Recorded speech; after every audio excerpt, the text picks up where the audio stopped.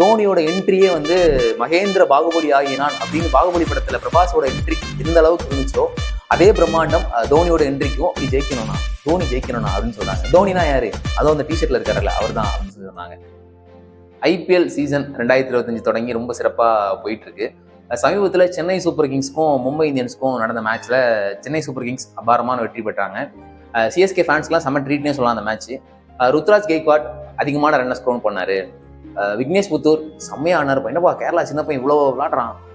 சச்சின் ரவீந்திரா 6 அடிக்கலன்னா என்ன ஆயிருக்கு Chennai super Kings அப்படின்னு எந்த விதமான மேட்சை பத்தி ரிவ்யூ பண்ணதுக்கோ நான் இங்க வரல. செய்தி களத்துல விளையாட்டு தொடர்பான செய்திகளை சேகரிக்க போனது சமீபத்தில் நடந்த மேட்ச்ல தான். சேப்பாக்கத்தை ரொம்ப தூரமா இருந்து பார்த்தவன். தூரமானா வாலாஜா சாலையில இருந்தோ அண்ணா சாலையில இருந்தோ கிடையாது. 600 கிலோமீட்டர் தள்ளி திருநெல்வேலியில இருந்து சேப்பாக்கத்தை பார்த்தவன் தானா. அப்படி பார்த்தனா நேத்து சேப்பாக்கத்துல போயிருக்கும்போது நிறைய மொமெண்ட்ஸை பார்க்க முடிஞ்சது, நிறைய கொண்டாட்டங்களை பார்க்க முடிஞ்சது. அந்த கொண்டாட்டங்களையும் மொமெண்ட்ஸையும் ஷேர் பண்ணிக்கிற வீடியோ தான் இது.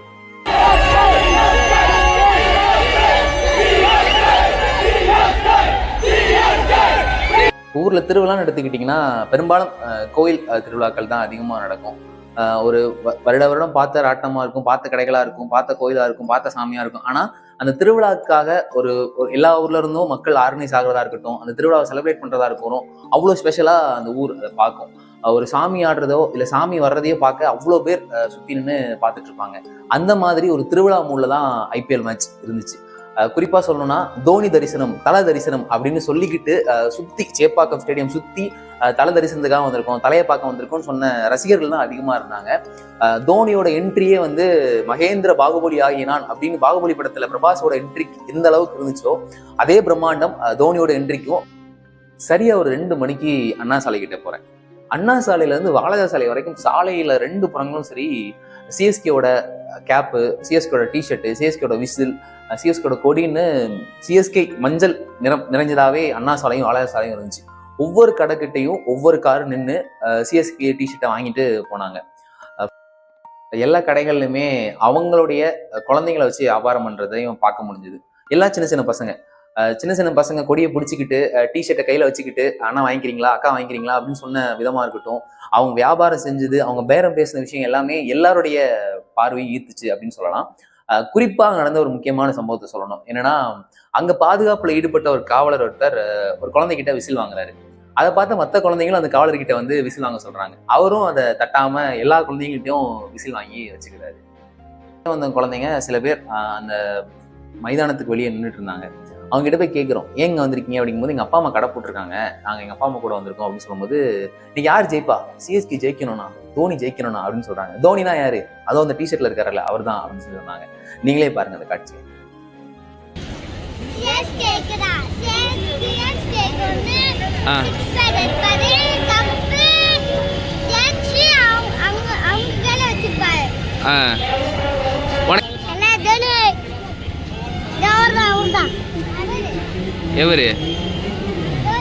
கடைபிடிச்ச ஒவ்வொரு வியாபார நம்பிக்கையும் ரொம்ப பெருசு. ஏதோ ஒரு தேவையை பூர்த்தி செஞ்சுக்கிறதுக்காக நேற்று சேப்பாக்கத்தை முழுக்க கடைபிடிச்ச ஒவ்வொரு வியாபாரிக்கு பின்னாடியும் ஏதோ ஒரு கதை நிச்சயமா இருக்கும். அதுல நம்ம உருக்கின காட்சி அப்படின்னா, ஒரு வியாபாரி தன்னோட பொருளை வித்துட்டு இருக்காரு. அவரோட குழந்தை அழுது அது தூங்க வைக்கிறதுக்காக அங்க வியாபாரத்துக்காக விரிக்கப்பட்ட தார்பாயிலேயே அந்த குழந்தைய விரிச்சு படுக்க வச்சுட்டு வியாபாரத்துக்காக ரோட்ல அங்கேயும் இங்கேயும் ஓடி வியாபாரம் செஞ்சுக்கிட்டு இருந்த உருக்கமான காட்சி நம்ம பார்க்க முடிஞ்சுது. அதை தாண்டி டேட்டூ போடுறது ரொம்ப வழக்கமான ஒரு விஷயம். ஒவ்வொரு மேட்ச் நடக்கும்போது CSK MIன்னு டேட்டூ போட்டுக்கிறது, மஞ்சள் கலர் கன்னத்துல பூசிக்கிறது அப்படின்னு நிறைய சம்பவங்கள் நடக்கும். அந்த மாதிரி சம்பவங்கள் நடந்துச்சு. இன்னும் சொல்லப்போனா குடும்பத்தோட ஹஸ்பண்ட் அண்ட் ஒய்ஃப், குழந்தைங்க அப்படின்னு சொல்லி நிறைய பேர் டேட்டூ போட்டுட்டு இருந்தாங்க. அதுக்கப்புறமா ரசிகர்கள் பல பேருமே வந்து ஒரு அரை மணி நேரம் மேட்ச் ஸ்டார்ட் ஆகிறதுக்கு முன்னாடி ரொம்ப பரபரப்பான மனநிலையில இருந்தாங்க. என்னன்னா அவங்க எல்லாருமே டிக்கெட் கிடைக்காத ரசிகர்கள். டிக்கெட் புக் பண்ணி கிடைக்காம எப்படியாச்சும் நீங்க மேட்சை பார்த்துட மாட்டோமா, தலை தரிசனம் கிடைச்சிடாதான்னு எங்க ரசிகர்கள் அங்கே அதிகமா இருந்தாங்க. அவங்க ஒரு இடம், ஒரு ஏரியா ரொம்ப ஹைலைட் ஆகுறது இந்த மாதிரி முக்கியமான நிகழ்வுகள் தான். அதுவும் திருவிழா மூட்ல அதை மாறுறது அங்க இருக்கிற மக்களானே ரசிகர்களான தான் சாத்தியப்படுது. அந்த வகையில CSK ஃபேன்ஸால வருஷம் IPL நடக்கும் போதும் சேப்பாக்கம் வந்து ஒரு திருவிழா ஏரியாவா, திருவிழா இடமா மாறுறது வந்து ரசிகர்களால மட்டும்தான். இன்னும் சொல்லப்போனா விஜய் சொல்ற மாதிரி தான், அவர் பிடிச்சிட்டாரு, கிட்ஸ் எல்லாம் பிடிச்சிட்டாரு. கொஞ்சம் நம்ம மாத்தி சொன்னா தோனி கிட்ஸை பிடிச்சிக்கிட்டே இருக்காரு அப்படின்னு தான் நம்ம சொல்லணும். ஏன்னா சேப்பாக்கம் போறதுக்கு முன்னாடி வரைக்கும் கிரிக்கெட் ரசிகர்கள் அதிகமா இருப்பாங்க, ஆர்வமா இருப்பாங்க, கோஷம் போடுவாங்க அப்படிங்கிற ஒரு மனநிலை இருக்கும்ல. அங்க போனதுக்கு அப்புறம் இதை தாண்டியான நிறைய மொமெண்ட்ஸ் அதுக்குள்ள இருக்கு. சேப்பாக்கம் தன்னை எப்படியெல்லாம் மறைச்சு வச்சிருக்கு அப்படிங்கிற விஷயங்களையும் நம்மளால பார்க்க முடிஞ்சுது. வருஷம் சேப்பாக்கம் ரயில்வே ஸ்டேஷன்ல இருந்து அந்த ஜன்னல் மாதிரி இருக்கிற அந்த ஓட்டைகள்ல இருந்து சேப்பாக்கம் ஸ்டேடியத்தை பார்க்குற ரசிகர்களோட எண்ணிக்கையும் அதிகமாகுது. நம்ம போனப்பவும் சரி, ரசிகர்கள் அந்த வழியா ஒரு 7:15 7:20க்கு அப்புறம் அந்த டாஸ் போட்டு மேட்ச் ஆரம்பிக்க போறதுக்கு முன்னாடி வரைக்கும் அந்த இருந்து பார்த்துட்டு இருக்காங்க. மேட்ச் ஆரம்பிச்சதுக்கு அப்புறம் ரசிகர்களுடைய கூட்டம் அதிகமாயிருச்சு. அங்க இருந்து மேட்சை பார்த்து எப்படியாச்சும் நமக்கு பிடிச்ச ஏதாவது ஒரு பிளேயர் தெரிஞ்சிட மாட்டாங்க எக்ஸைட்மெண்டோட பாக்குறாங்க.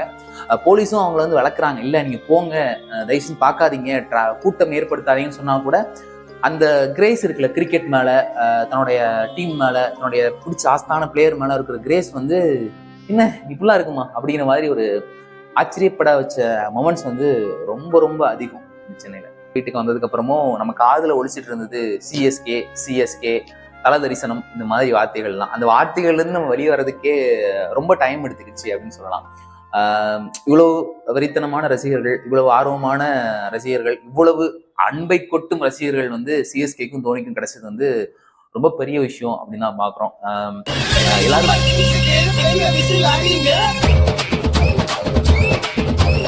எங்க ஊரு சென்னைக்கு பெரிய விசில் அடிங்க.